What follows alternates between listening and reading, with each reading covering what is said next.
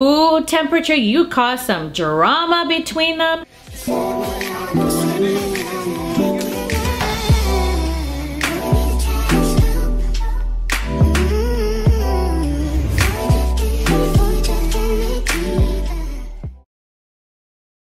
Hey my beautiful peeps, if you're new here, my name is Char and welcome to Char TV. For my existing subscribers, I appreciate you coming on back. In today's video, I'm going to be doing a recap on the usual couples that I focus on for episode 15 of 90 Day Fiancé. It's called Last Sip Single. I'll be starting with Kobe and Emily. They're heading back from lunch with Kobe's friend Temperature.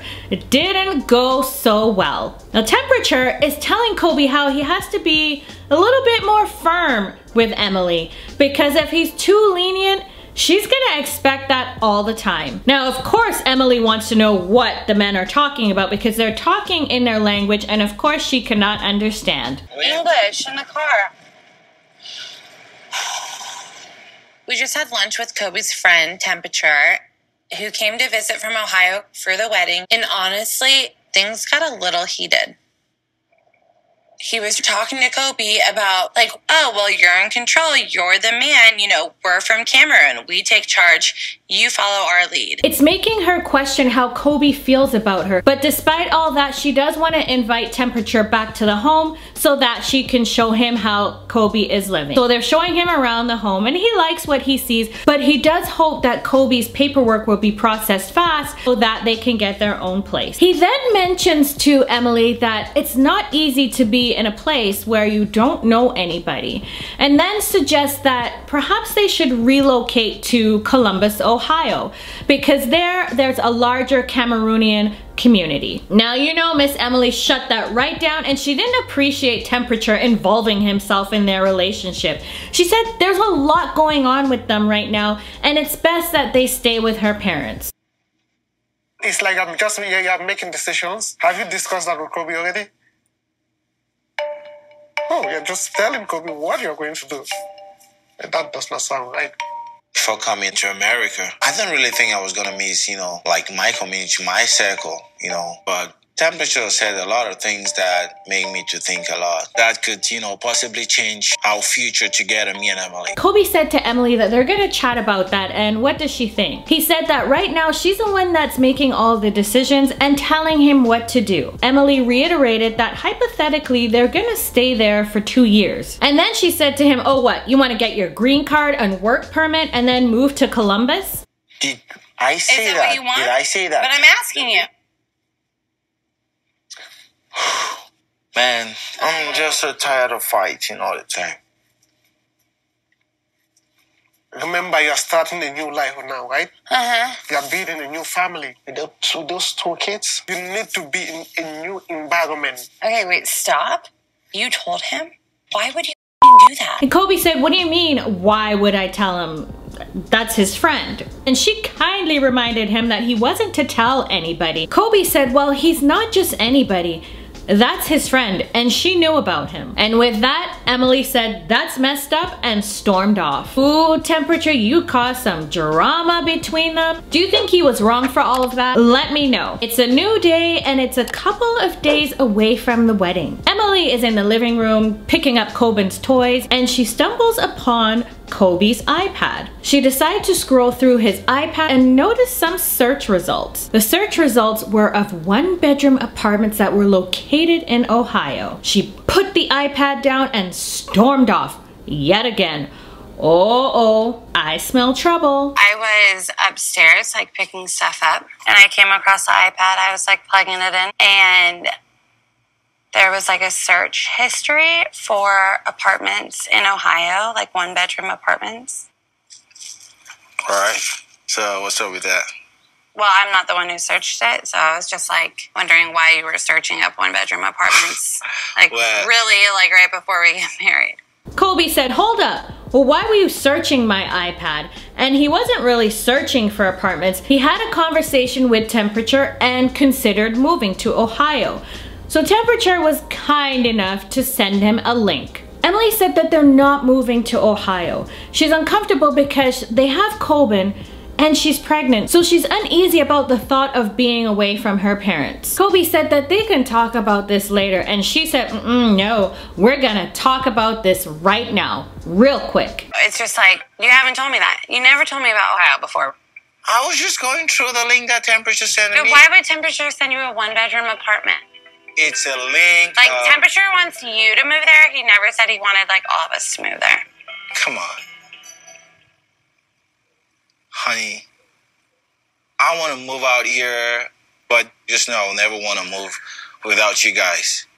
Kobe feels that she's making a big deal out of nothing. For him, he's looking at the bigger picture because, as mentioned before, there's a larger community of Cameroonians in Ohio. So he figures that they'll be able to help him find work so that he's able to provide better for his family. He feels bothered because he feels like he's sacrificed a lot. He can't make decisions and feels like he has to please Emily. And he also said that their relationship can't work if he's the only one that's compromising. Emily asked him not to bring the subject up again, and he agreed. She's worried that she's gonna see more of the gender roles in his culture once they're married. She loves him, but these are not the conversations that they should be having 2 days before the wedding. And that is everything between Kobe and Emily. On to Jibri and Miona. It took about a week to figure things out since the chat with the parents. Things have been a little bit awkward between Jibri and Mahala, so they've just been kind of avoiding each other. But today is moving day. They're moving to Joshua Tree in California in a rental home, and this is going to also serve as their wedding venue. Jibri and I are finally moving out. I'm really happy. We're gonna be on our own. Let me get that bag, and then you got your laptop too? Yeah. We are finally starting to live like a normal couple should. I definitely think distance between Jibri's family and us, it's a good thing. We are finally feeling free for the first time since I came here. I'm definitely counting down the days until the wedding. It's exciting. They're saying their goodbyes, and it's really hard for Jibri because, you know, he's a mama's boy, and he's hoping that they'll surprise him and show up at the wedding. Mahala said that Jibri likes spur of the moment decisions, which have consequences. Them not being able to attend the wedding is a painful consequence, and it's a result of his impulsive decision. I mean, I think he wanted us there. I'm feeling a certain sadness, certainly some anxiety and nervousness around them driving off. Not feeling comfortable that the relationship is strong and where it needs to be for such a big commitment. I feel nervous about them starting out. Yeah, nervous for them. And yeah. Now, I don't know about you, but this is the biggest that I've ever seen Miona smile. She finally got her wish. And that is everything between Jibri and Miona. There wasn't much to say about them. On to Eve and Mohamed. Mohamed is feeling quite nervous that things won't work out between him and Eve because of the difference in culture, the wedding date, her friends being inappropriate, and the fire ceremony. He feels the need to speak with his mother and grandmother to help him get through it all. He explains to them that Eve has been busy with work pretty much since day one when he arrived. I have a very strong relationship with my mom, but I usually pretend that everything is okay so she doesn't worry about me. So I haven't reached out to my mom too much since I arrived to the United States. في فرق ثقافات زي ما انتوا عارفين. ايه رأيكم انتوا في موضوع الملابس؟ لازم تلبس زي الستات في مصر ولا لا؟ His mom explains to him that Eve lives in a different environment and they can't force or impose their traditions on her. So he's going to adapt to his new environment. She went on to say that he should let Eve do what she wants and eventually she'll understand things better. So he shouldn't try to control her and adapt to things in a nice manner without being grumpy. أنا نكدي قصدك يعني؟ I am amazed about what my mom said. She's completely in Eve's side, and I didn't expect that. I don't agree with my mom, but what she says to me, it matters. She has experience, and I believe in her experience. Now, Mama put him in his place. I totally was not expecting that at all. Were you? Mohamed said that he's a Muslim man and he won't change, but he's afraid that if he doesn't accept Eve for who she is, then she's not going to be happy with him. But at the same time, what about his own happiness? So at this point, he's not sure what to do. Later on, they're going out for a nice dinner. Now, Eve mentioned that she's always felt supported by Mohamed, even though they were miles apart. And she wants to feel that way again because lately, she hasn't been feeling that. Do you think that you're okay with handling, like, me? Like, do you think we're too different, being that we're so different, like, religious-wise, culturally-wise? I mean, I think that we had some sense, obviously, knowing what I was doing on a daily basis, but you're, like, living it with me now, like, for real. Mohamed said that everyone in the US is different, and it doesn't matter. Everyone practices the religion that they want, and he understands that. His mother's advice actually opened his eyes to being able to compromise. I never thought I'd hear him say that, and Eve was quite surprised herself. He then takes her outside to show her the beautiful view and gives her a lovely old smooch. And then he shows her some lovely flowers that he bought for her. And also... How would you marry me? Oh my god, are you serious right now? Oh my god. Are you serious? Babe! Oh my god! Of course I will! Yes, I love you. You're the love of my life. I love you too. I can't believe you did this! Oh my god! Thank you. I can't lie, that was really sweet. Eve is feeling amazing, and this is exactly how she wanted to feel leading up to her wedding. She's ready to become a wife, and all of the stress throughout the 2 months has been forgiven. And that is everything between Eve and Mohamed.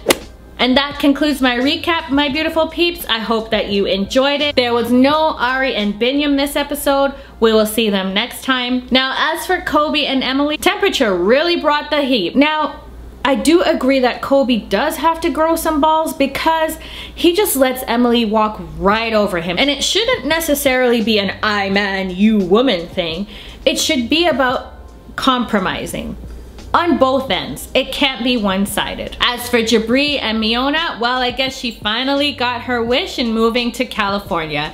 Jibri is leaving the nest and he's gonna act like a grown-up. It's the happiest that I've ever seen Miona.